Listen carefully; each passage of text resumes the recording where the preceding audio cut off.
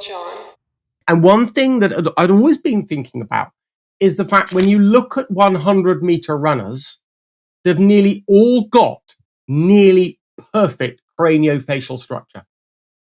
Just look at the 100-meter winners. All of them have got fantastic bone structure.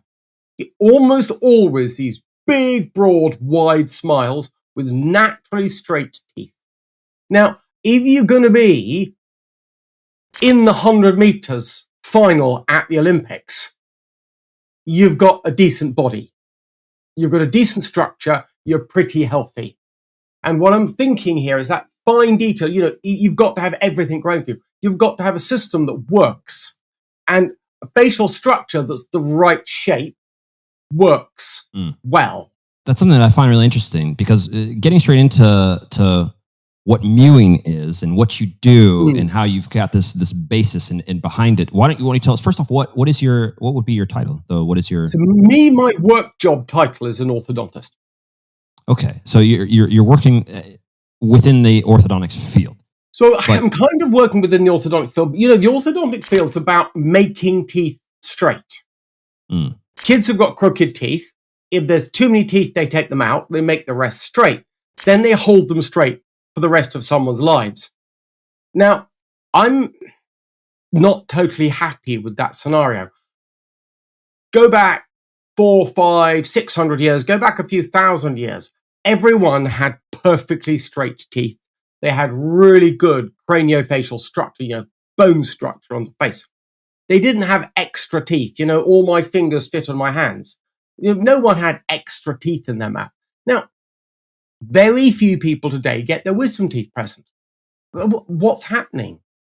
Clearly, if you have a better bone structure, you're more likely to have space for your wisdom teeth.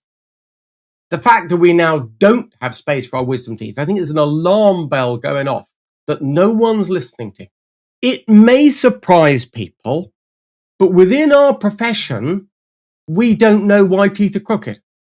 Here's a sign of they think they know 5% of the cases. That's it. And I don't think they even know much about that 5% because we just don't know much. We're treating it as if it were genetic, as if but this comes into this really difficult question that if crooked teeth isn't genetic, if it's something to do with the modern environment, the way we're living, how we are, then the way your face grows is also influenced by the modern environment. And that's a difficult one. It's one people don't want to think about. See someone who's had a stroke and you can see one side of the face just drops down. That happens, so I'm right. But it just conflicts with what you want to believe. Because you want to believe that the way your face has grown is genetic. And yet you are going to look like your parents. Right. Of course you're going to do. If you've got the same genes and you're in the same environment, you'll probably have the same problems.